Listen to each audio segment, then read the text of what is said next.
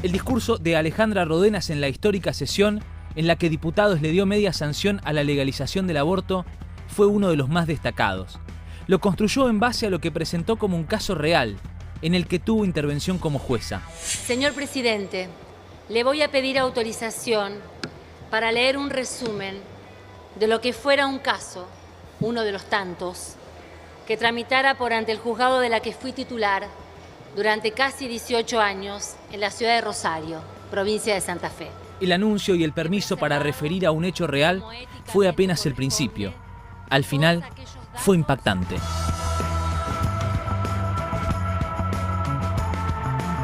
Son las 4:20 de la tarde del miércoles 13 de junio. Afuera hay expectativa y el país sigue en vivo lo que pasa adentro. Ahí fue cuando Rodenas tomó aire y soltó. Por Julia, señor presidente.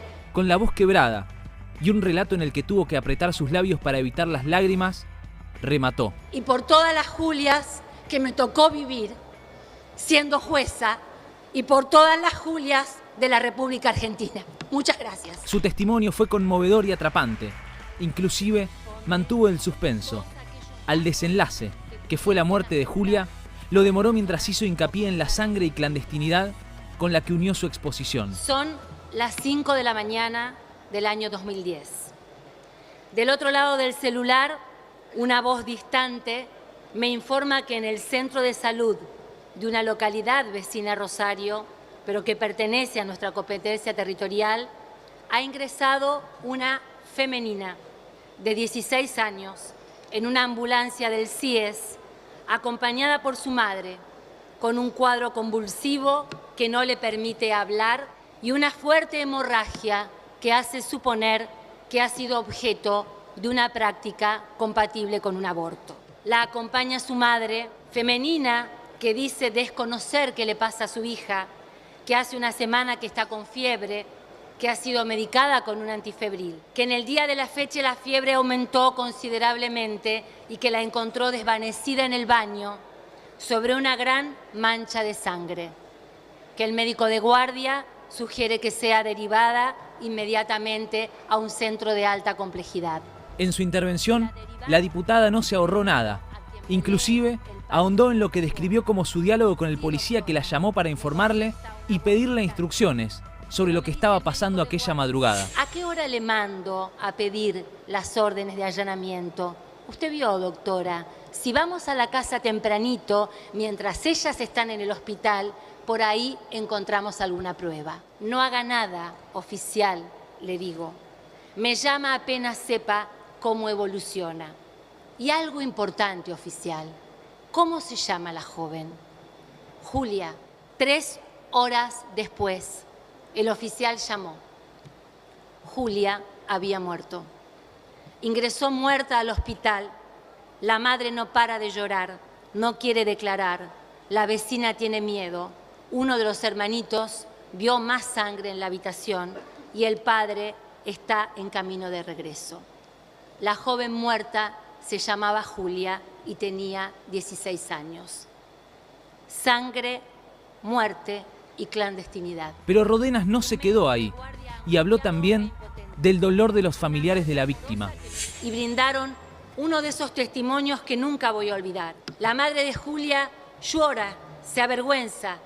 Un testimonio cargado de silencios, de austeridad y de temor de quien, además de haber enterrado a su hija hace una semana, supone que puede quedar implicada en una causa penal. Doctora, me dice la madre, ¿sabe qué es lo que más me duele? Que no me di cuenta. ¿Cómo se va a morir así mi hija? ¿Cómo se va a morir así mi Julita? Con los padres fue más allá.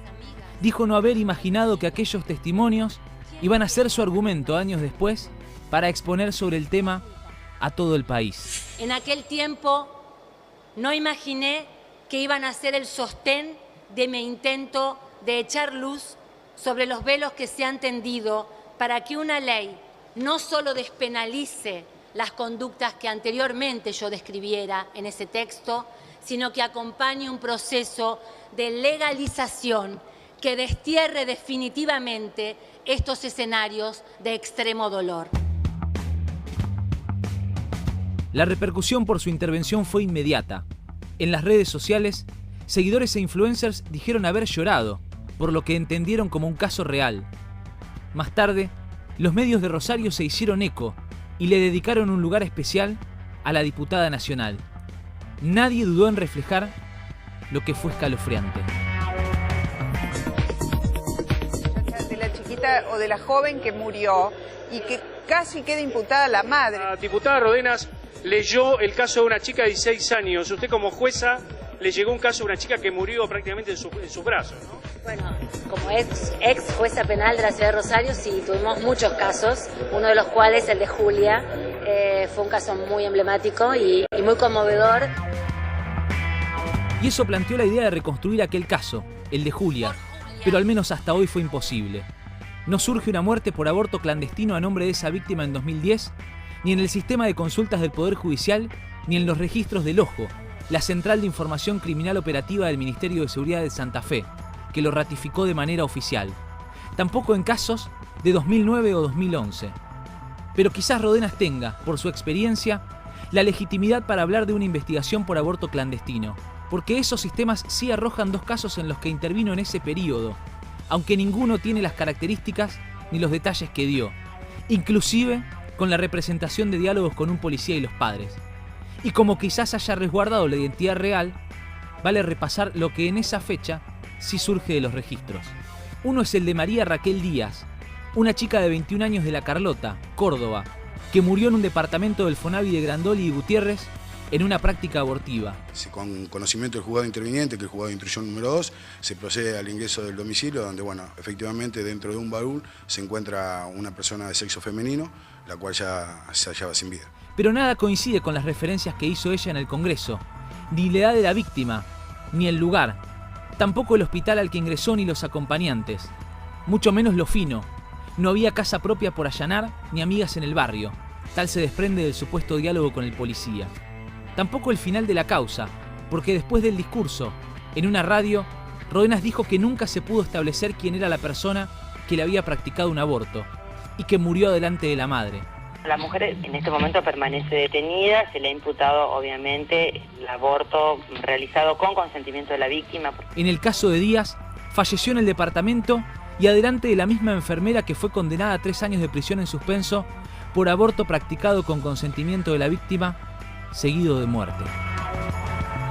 El otro episodio que figura con intervención del Juzgado de Instrucción 2, del que fue titular, ocurrió en Pueblo Ester en octubre de 2009 y tuvo como víctima e imputada a Jessica Lorena Guerín, de 22 años.